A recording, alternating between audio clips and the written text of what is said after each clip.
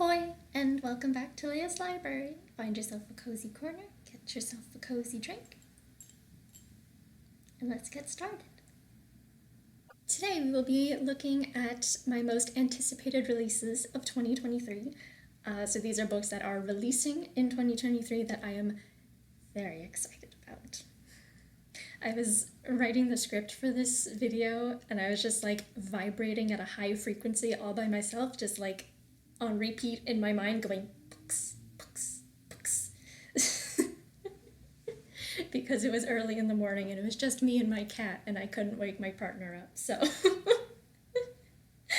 Anyway, back to the video. I'm going to be going through these books in chronological order of when they're going to be released, so starting with the earliest releases and ending with ones that are releasing much later into the year, tragically. So yeah, let's get into it. Now I have to put my glasses on because I didn't want to use another pair of contact lenses because contact lenses are expensive. It's such a scam. I just want to see without these things on my face all the time. It's not fair, but that's the world we live in. And I spent so long doing all this funky eyeliner stuff, and now you can't. Why'd I bother? Anyway, books. So the first book that I'm really excited about is The Last Tale of the Flower Bride by Roshani Chokshi, which is releasing February 14th on Valentine's Day. How about that? It is an adult gothic horror, and it is about...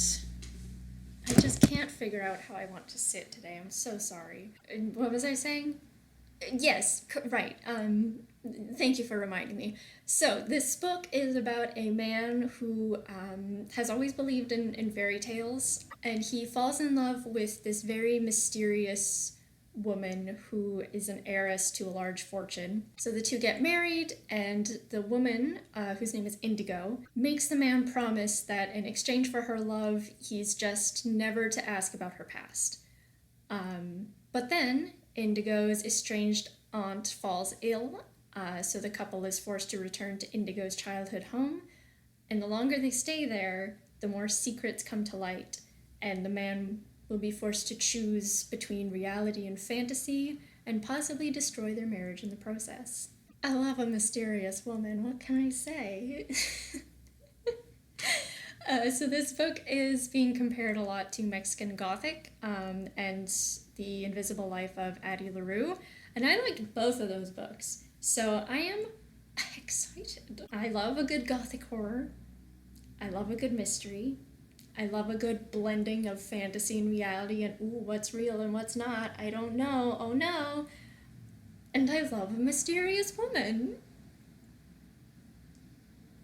Ticks a lot of boxes for me. Very excited. The cover art is also really cool. So, listen, I do judge books by their covers, but only books, not people. Like literal books, I do judge them by their covers. Just a little bit, just a little bit, just a little bit. We all do it. It's fine. It's, we're just human. I'm gonna move on now. Next one is The Shadow Casket by Chris Whitting, which is releasing February 16th. It is an adult high fantasy, and it is the sequel to... Oh wait, I have this book. I so rarely have books. It is the sequel to The Ember Blade, which I read like 2 years ago, I think. Look how... It's chonky. But yeah, so I really enjoyed The Ember Blade. It was a great Tolkien-esque epic with these elements of horror like masterfully blended in. I always say it's like if Lord of the Rings were written by Brandon Sanderson and then edited by Neil Gaiman, it would be The Ember Blade. I have been waiting 2 whole years for the sequel, so I am thrilled that my wait is very shortly coming to an end. And I'm just gonna straight up buy it, because I straight up bought the first one and it worked out well for me, and I so rarely buy books on a whim, so... Next one on the list is She is a Haunting by Trang, which is releasing February 28th. I really hope I pronounced that correctly. I've only been learning Vietnamese for like a couple months, so I hope I pronounced that correctly. Very sorry if I didn't. She is a Haunting is a YA LGBTQ plus horror. It is about Jane Nguyen, who travels to Vietnam to visit her estranged father for 5 weeks.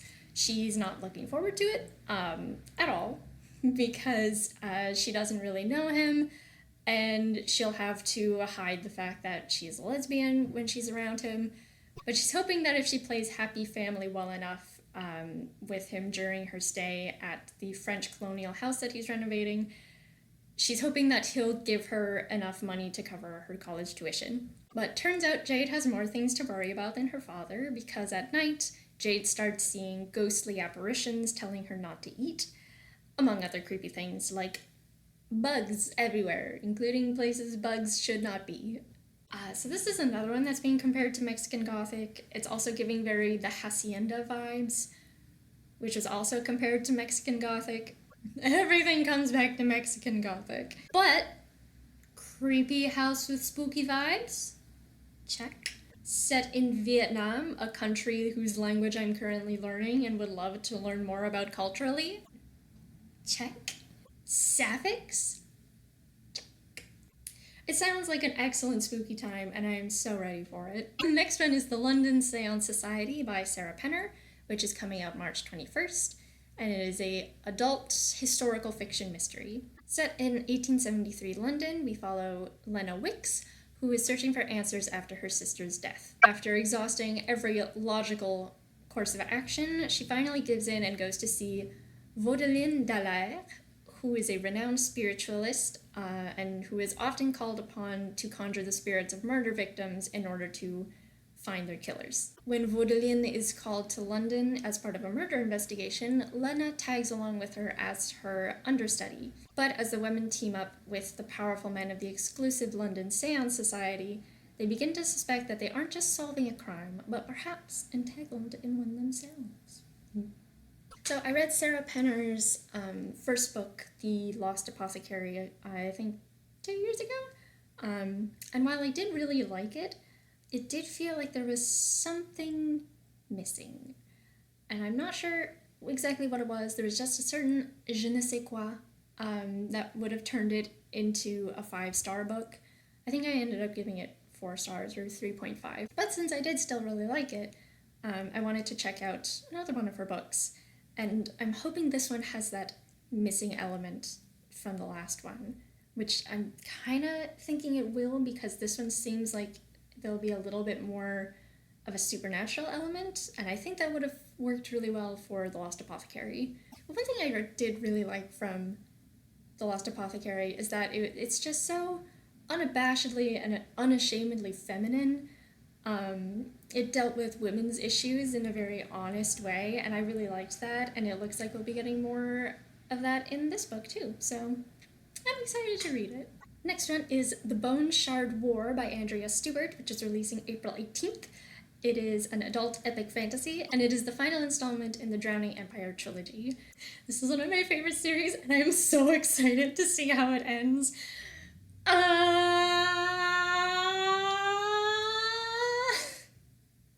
That's all I really have to say about it. I'm just so hyped.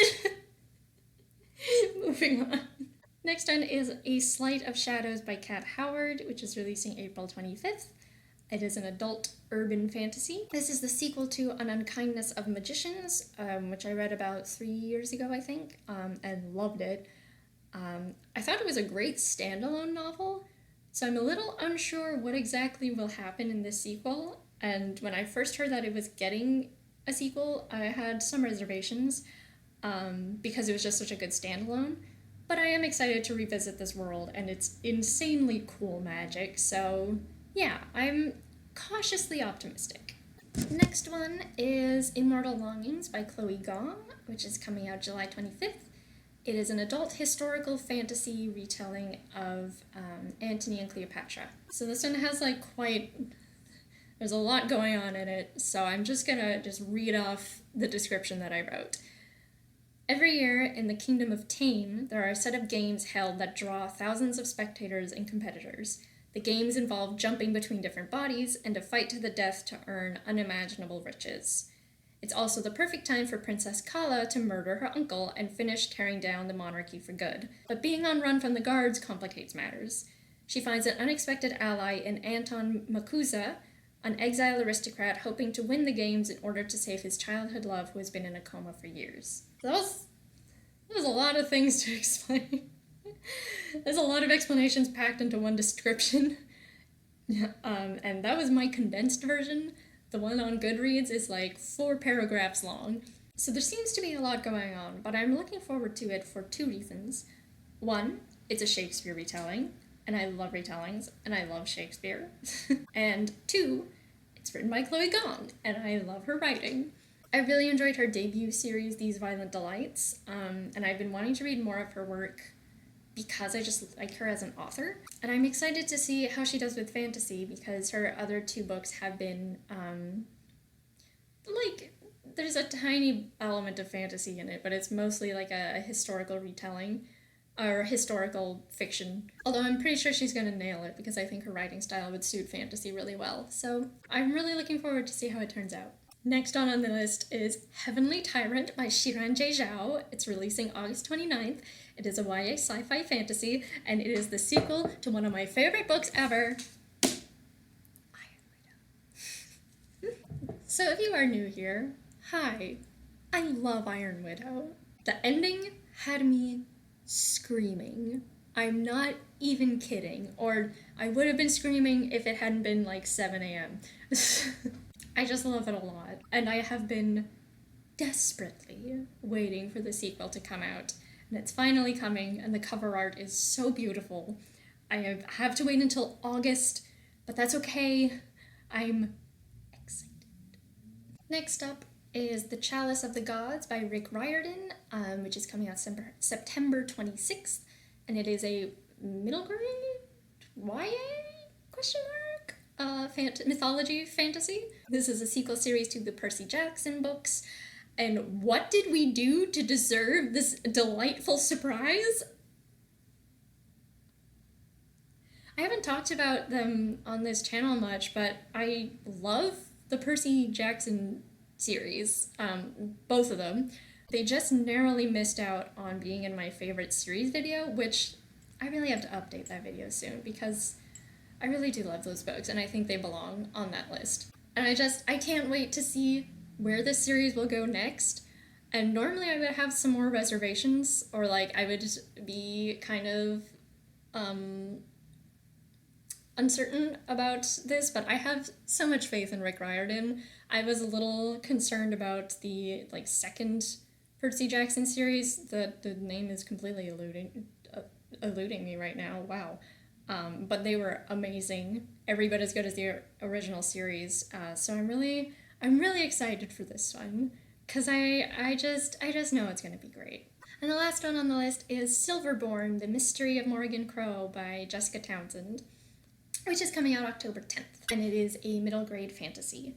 It is the 4th book in the Nevermore series. So far I've only read the first 2, although Hollowpox, the 3rd one, is on hold for me at the library. I ordered it in. I had to be the one to order it into the library, and I am the first one on the list to get it when it arrives, so hopefully I should have definitely read it by October 10th. So I'm just very, very, very excited. I love this series so much, and I just can't wait for more of it. And those are my most anticipated releases for 2023. Let me know what book you're most excited about coming out in 2023. And if it's one of these ones, let me know down in the comments. If you'd like to find me elsewhere, you can find me on Instagram as Leia Like the Princess, where you can also find I should be doing this without my glasses on. Now you can see my eyeliner again. You can also find my little embroidery and art star over on Instagram at Moonlit Cat Creations, or you can go directly to its website at moonlitcatcreations.com. Thank you so much for watching, and until next time, stay cozy.